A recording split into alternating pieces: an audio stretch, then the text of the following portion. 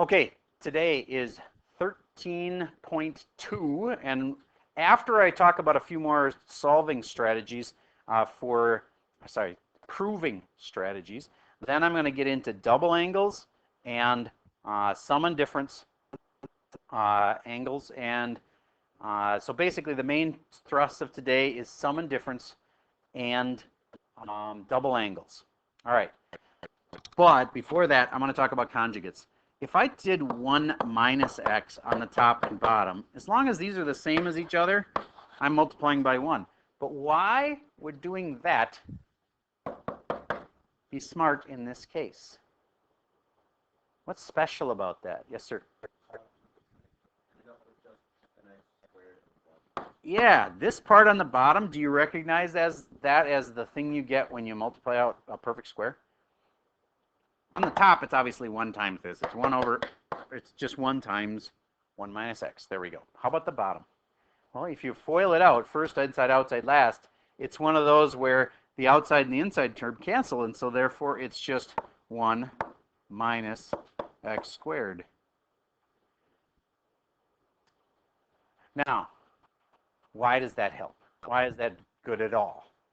Because you remember me saying that most of your identities are like the one with the coat is cozy, and they always have squareds on them.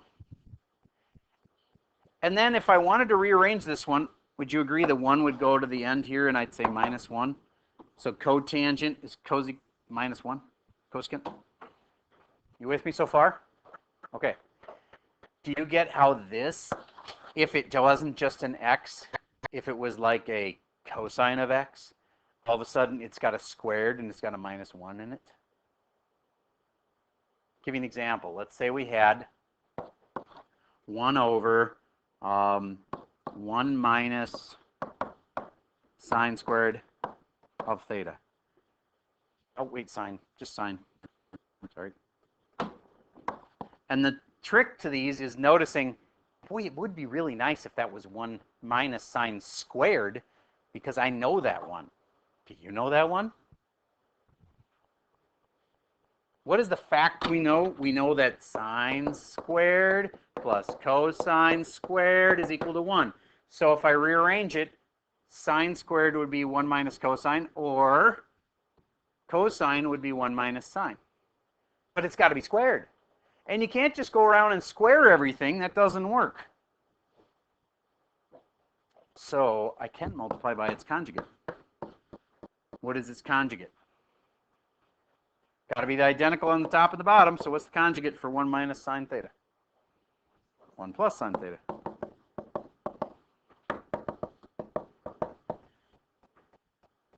And now, on the top, we're just multiplying by 1 here, right? So that's really easy. 1 plus sine theta over, what's on the bottom? 1 squared, which is 1, minus sine squared theta. And what is 1 minus sine squared? I know from this identity what 1 minus sine squared is. What is it? Cosine squared. Do you get how I just went from only having a sine in this blue problem to now I've got a cosine in it? Can you name me some other way you could get a sine to turn into a cosine? No, I don't think so. So it's a pretty good strategy to have. I mean, what's sine change into naturally and really easy? Sine can turn into 1 over cosecant. Okay. But you can't turn sine into cosine that easy. If they're squared and you have a 1 minus, then yeah. So how do you do that? With conjugates like this. All right. One more important strategy, and I'll try to put them all together in a moment here, but one more important little strategy is if you have the exact opposite of what you wanted. If you're looking at the sheet and going, okay, well, this is exactly backwards of what it's supposed to be. Did you know you can put in then the opposite of what you would have put in? Let me show you what I mean. We all know that this one comes out to cosine squared equals 1 minus sine squared. So what if in your problem you're seeing sine squared minus 1? That's exactly opposite of what I wanted. So you could put in the exact opposite of what you would have put in. If this had been normal, 1 minus sine squared, I would have put in cosine squared. So instead, I can put in what? Negative cosine squared. Get what just happened there? Not all of you do. Okay, so go back to the blue one. Do you all agree with the blue one still? That one still makes sense to you? Okay, then would you agree that if I wanted to, I could make this the opposite of what it is? If I make the other side the opposite of what it is, do you get how that turns into sine squared minus 1? I'm just going to rewrite it. Negative cosine squared is equal to sine squared minus 1. So if you have something that's the exact opposite of what you wanted, then you could put in the opposite of what you were going to put in. I'll give you another one like that. So 1 with the tan is what we seek. Got that one memorized yet? Okay, so what's tangent? Secant squared minus 1. You with me so far? What if the problem doesn't have a secant squared minus 1? What if it's got a 1 minus secant squared? So you're doing this problem over here, and it's got a 1 minus secant squared, and you're like, that's backwards. And let's say it's got a tangent squared on the top. And you were like, if this was just secant minus 1, I would be able to like put something in for it. But you can put something in for it, because if it's the exact opposite, by rearranging it back and forth, you're getting the exact opposite. Maybe some of you don't get that. What if I had 5 minus 2 versus 2 minus 5? Do you get they come out with the exact opposite answer? 5 minus 2 is 3. 2 minus 5, negative 3. You get how those are exact opposites when you rearrange them? Okay, so if they are rearranged, this is exactly backwards of what I want it to be, then I can put in the opposite of what I would have put in. I would have put in tangent squared, so instead I can put in negative tangent squared.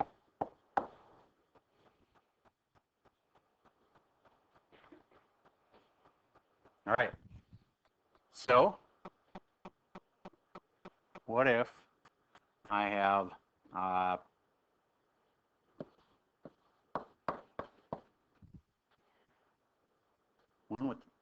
the one with the coat is cozy. So if I say cozy minus 1, that's normal. So what if I say 1 minus cozy? Don't say it. Write down what you could put in for that. Straight swap. Pull that out and put in what? Then would you turn it and see if the person next to you in rows 1 and 2, rows 3 and 4, rows 5 and 6 have the same thing.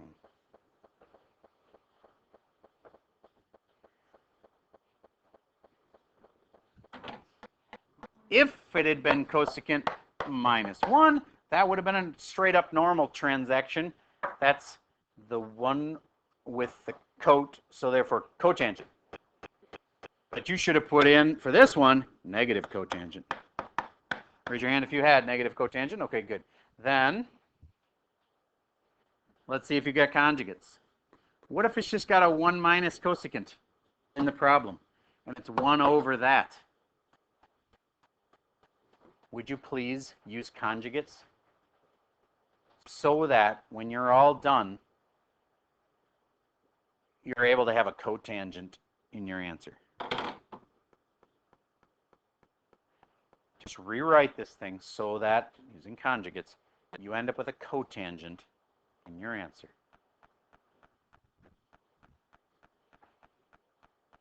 I'll pause for a second. Let me try that. All right, you're right. You multiply by 1 plus cosecant. So I'm going to go 1 plus cosecant and 1 plus cosecant. Notice those are identical. That's why it's okay to multiply by them on the top and the bottom. What did you get on the top? 1 plus, I said cosecant, and I wrote cosine. That's cosecant. Okay, 1 plus cosecant over what's on the bottom.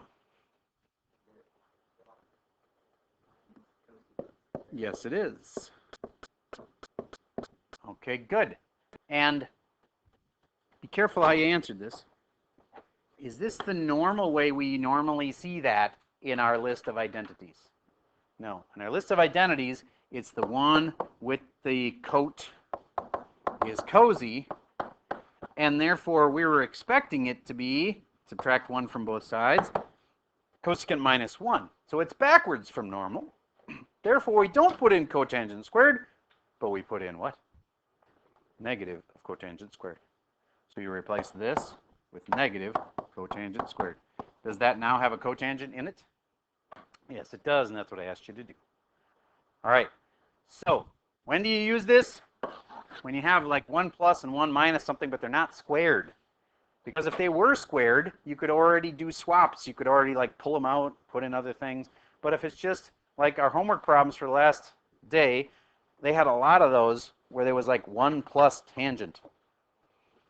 I want to show you there is another thing you can do with 1 plus tangent besides multiply by the conjugate. But 1 plus tangent, you could make, and this is a good strategy. It doesn't work for everything. These are only like, they work for a few problems, but not everything. But if you want to, you can change everything into sines and cosines. Have I discussed that with you before? Did I mention that before? Okay, let me mention it a little more.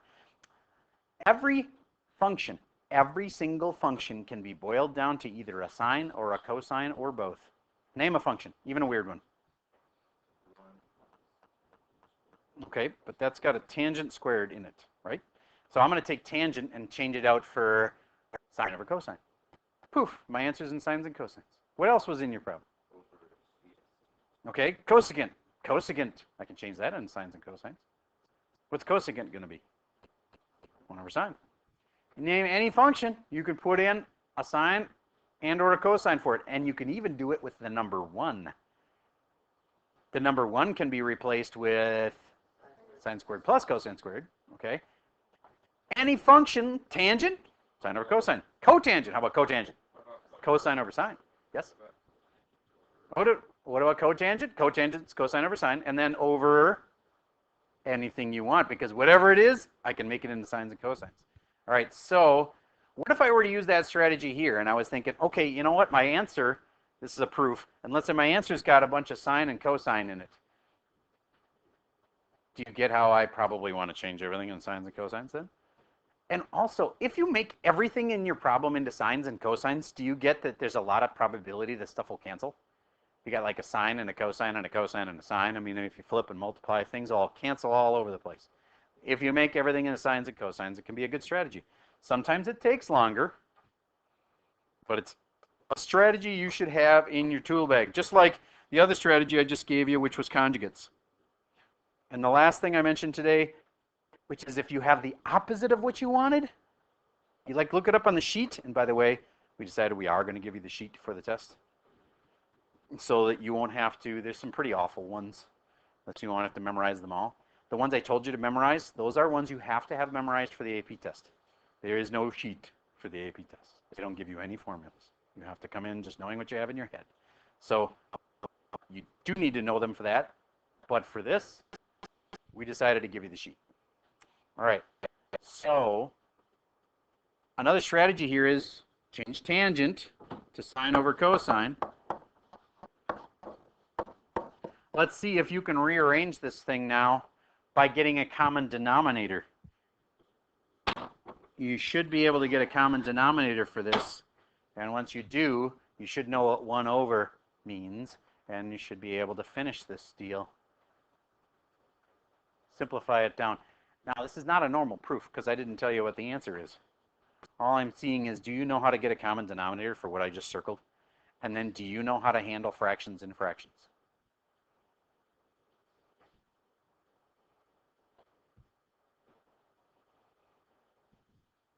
In case you're stuck, the first thing I said to do in the past was make it into fractions.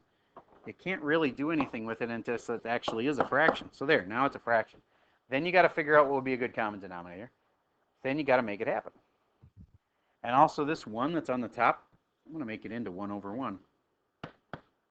Why? Because then when I'm all done, I can flip and multiply.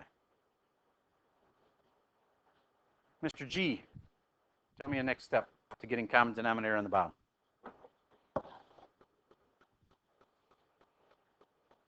Don't know? How about this? To get the denominator that I know has to be the common denominator, you just multiply the denominators. So what are the two denominators that I have circled here? You don't know what the denominators are? But that's not a denominator. What's the denominator? The bottom part of the fraction. Okay, cosine one of them. And the other one is? 1. There we go. Okay, so now if I'm going to get a common denominator, I multiply those two together and it tells me cosine is my common denominator. Would you agree that the one on the right already has a denominator of cosine? So then the one on the left is the one I got to fix. How do I get that left side, this part right here, to have a common denominator with that one? Perfect. Cosine and cosine. Okay. Now you actually add them together because they have a common denominator. The denominator is cosine. So now it's 1 over 1. 1 over 1 over what's on top of my fraction? Cosine plus sine. All over the denominator we figured out was going to be cosine. So then, what's this whole thing mean? It means it's got fractions over fractions. So you flip and multiply. So it's going to be 1 over 1, which is 1, times flip the bottom one. And 1 times anything is just itself. So basically it means flip the bottom one. So that's cosine on top over cosine plus sine. How many of you got cosine over cosine plus sine? Okay, good. So if I was going to leave you with 3 thoughts on proving, number 1 is conjugates are handy. Number 2 is if you have the opposite of what you want, then just put in the opposite of what you were going to put in. And last one is common denominators are a big deal.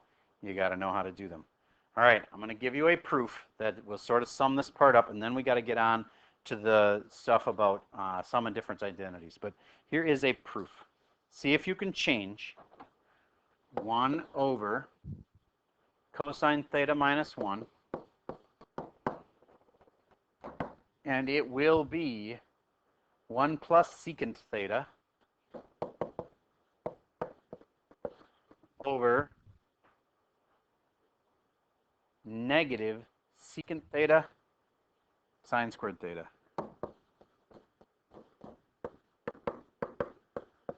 I know these look just incredibly scary and awful, but in this case, I'll tell you that I solved it by manipulating this side using conjugates. You also need a common denominator thrown in there. But start by doing conjugates and see if you can figure out how to introduce secant, because there's a lot of secant in your answer, right? If you look over on the right, there's a whole bunch of secants in there. And when you're all done, hopefully you can prove this. It takes 5 steps, I think. About 5. Let me pause, we give that one a shot. Before we waste too much time on this with people struggling, many people are fine, but there's some that are. I want to show you how to multiply by the conjugate. So I'm going to multiply by cosine plus 1 on the top and the bottom. On the top then, this part gives me cosine theta plus 1. Over on the bottom, you can FOIL it all the way out if you don't notice the pattern. The first would be cosine squared. The outside and the inside will cancel. And the last will be minus 1. So it's cosine squared minus 1. Isn't that backwards of normal? Normally, isn't it 1 minus cosine squared? Yeah. And so therefore, you can yoink this out and put in what?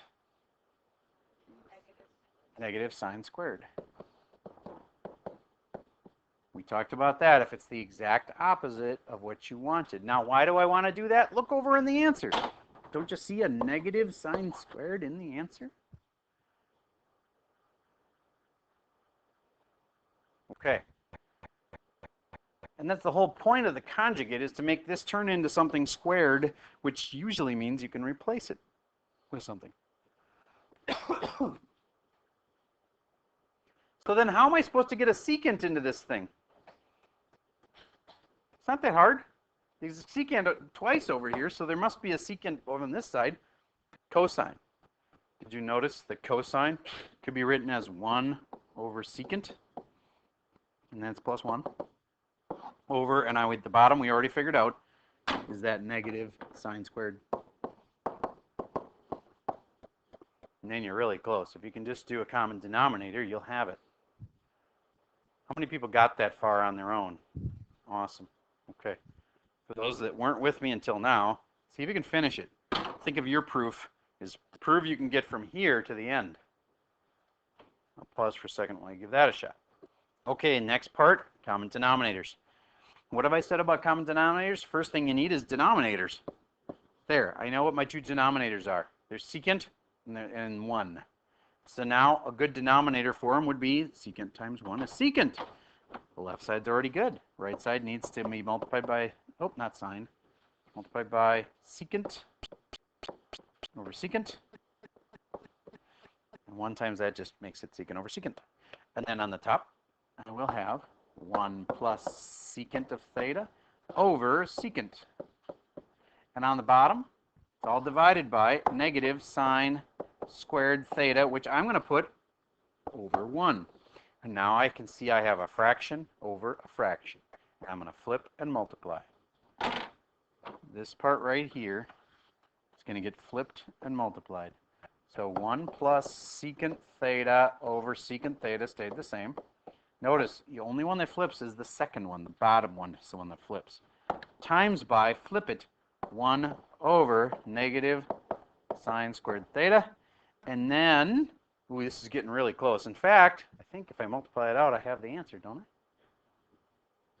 And the answer is supposed to be 1 plus secant over negative secant sine. Yep, there it is. So 1 plus secant over, and can I rearrange and put the sine first? Yeah, I can. But I want to make it look identical to this, and they want secant first and then sine. So there we go. I can move the negative to the front, though.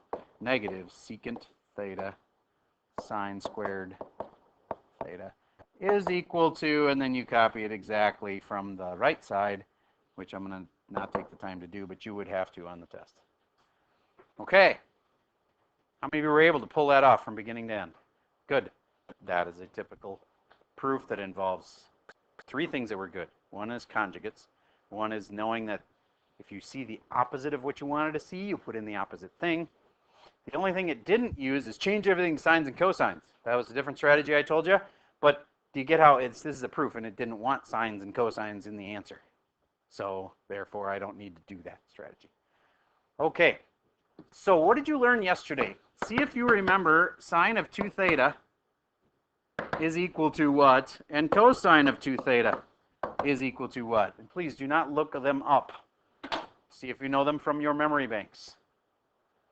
These are ones that would be very powerful and good to know for the AP tests.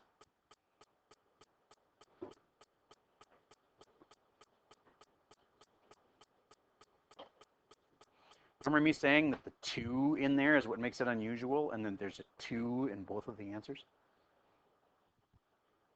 Remember me saying that cosine's a greedy function, so it always wants to go first? So when I'm doing this cosine one, all right, so here we go. 2 sine theta cosine theta. How many of you remembered that one? Okay, good. And this one, cosine wants to go first. And why does it even matter if it goes first? Because we're subtracting. And if you do it opposite, obviously we just talked about that today. If you do it the opposite way, you get the opposite answer.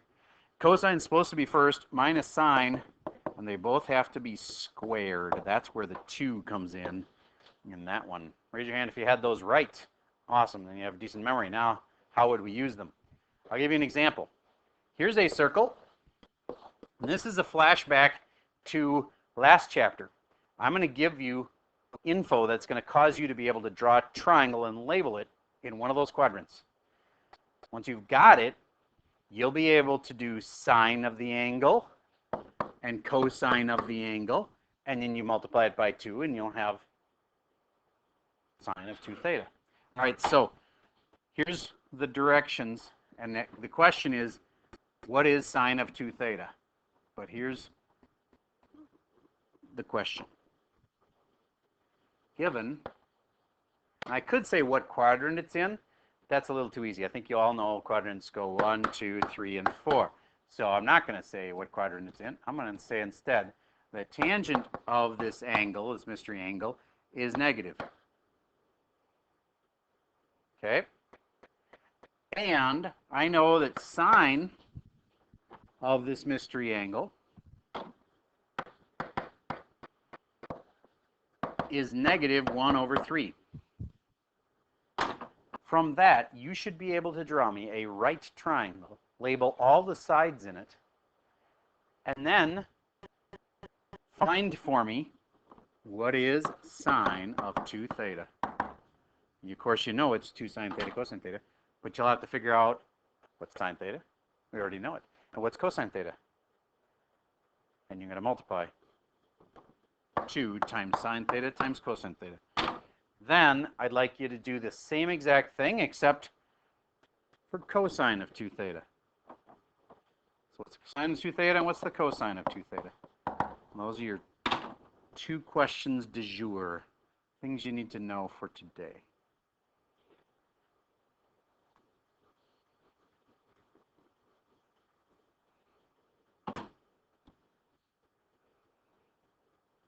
I'll pause for a second while you draw that triangle.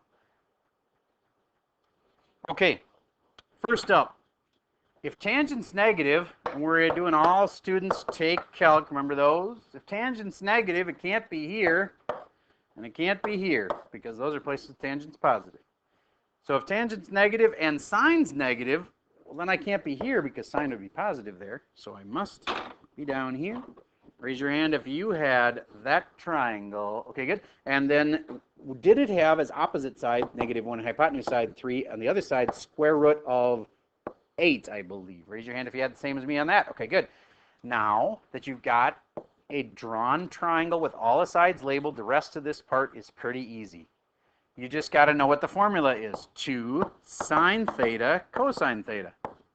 Something I can't draw. Okay. So sine theta is what? What's sine theta? We already know it. It's right there.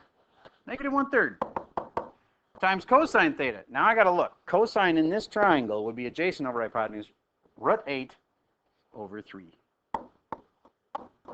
Do you agree that if I put this over 1, the top would be negative 2 root 8. Yes, you can simplify that more, but let's just not for now.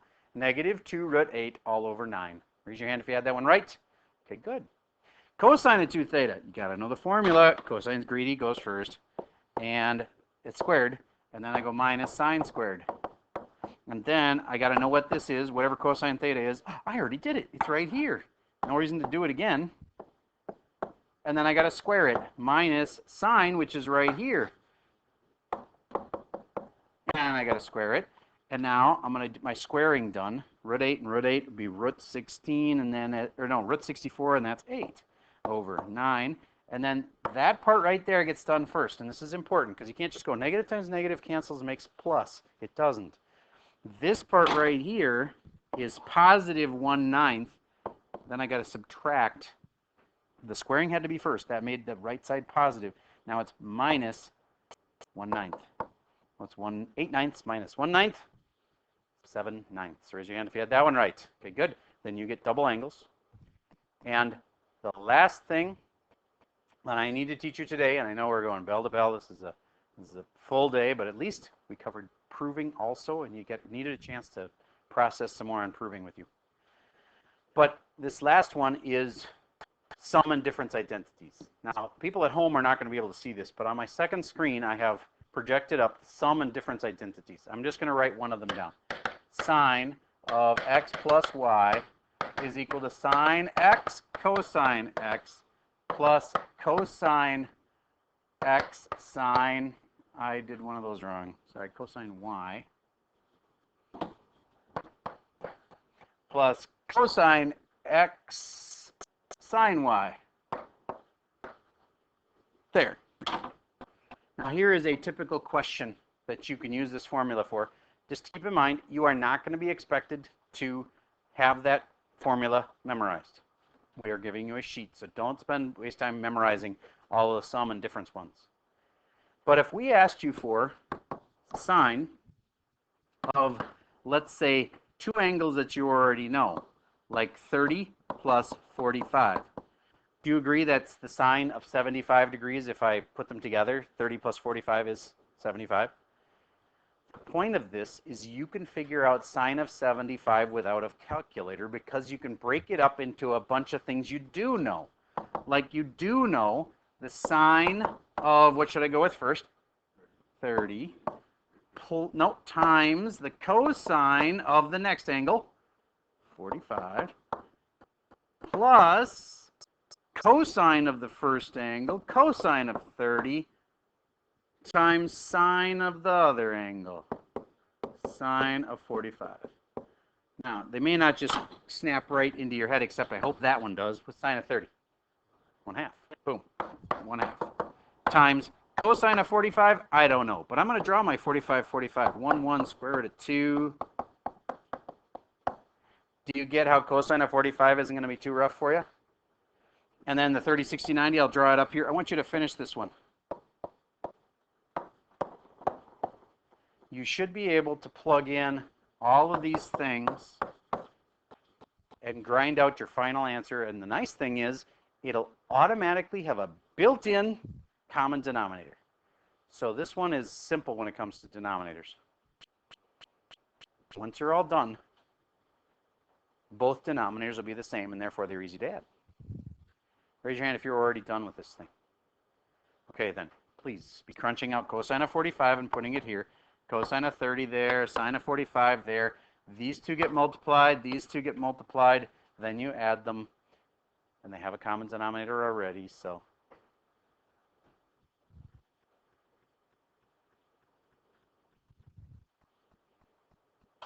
I'm going to pause for a second. Let me try that. Okay, in the interest of time, I want to keep cruising here. Cosine of 45, adjacent over hypotenuse, adjacent, hypotenuse, 1 over root 2. Cosine of 30, here's 30. Cosine's adjacent over hypotenuse, root 3 over 2.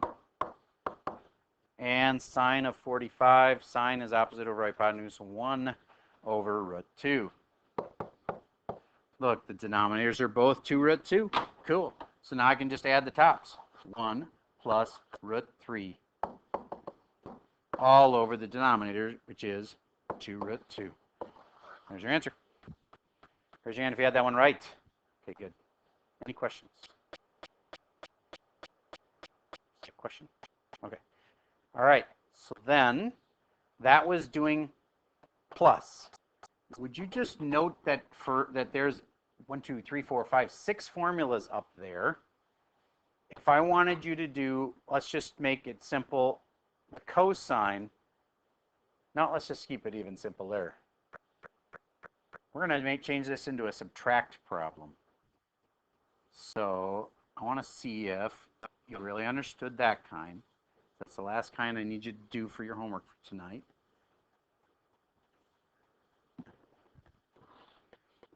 What if it was 60 minus 45? You get 60 minus 45 would actually be a 15-degree angle. You can do sine of a 15-degree angle with this little formula and knowing how to do sine and cosine of 60 and sine and cosine of 45. So the formula is very similar. It's not exactly the same, though. If you're doing x minus y, then it's just got a minus in here. That's the only difference.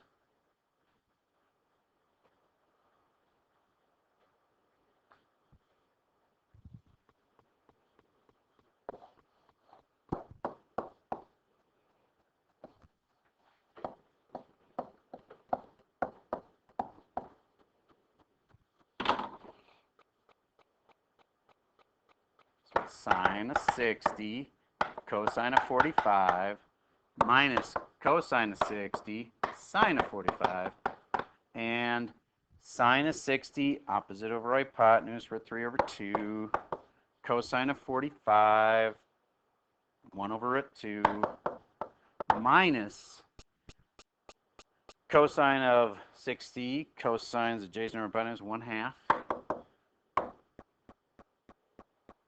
sine of 45. Sine is 1 over root 2. And therefore we have root 3 over 2 root 2 minus 1 over 2 root 2. And that's equal to root 3 minus 1 over 2 root 2. There we go. Those are sum and difference identities. As long as you're given the sheet for it so you don't have to memorize that part, these are easy. Would you agree that those are easier than the proofs? Unless you think you could see yourself sitting and looking at that for 15 minutes trying to figure it out. And I don't think so. I think the proofs at minimum is going to take you like 15 minutes to do. So these, probably 2 minutes, 3 minutes, as long as you know which formula to use. All right, so there are other identities. I'm not going to go into any more right now because I think it would just confuse you, and I feel like your brains are full. But the ones that we have done so far means you are now officially ready to take the test. I get you probably don't feel ready to take the test, but you've learned everything you'd need to know to handle the test. And I want to tell you that the problems on the test are not impossible. They're not going to be like the ones that you sit and struggle with for an hour and a half. And they're not the easiest ones either. But you're going to have a partner, so that's going to help. All right, so what do we do for homework tonight? All right, if you would, I'm going to pause for a second while I pull that up. If you would also pull up your homework, there's some you want to skip. You want to write down which ones to cross off. Okay. All right, for my students, I'm having them cross off problems 1 and 2. And to make this assignment more doable size, I'd say you should be able to get up through the fish, but not including the fish problem. So in other words, skip the first 2 problems, then go until you hit the fish, and then you may stop at the fish. Don't have to do this problem.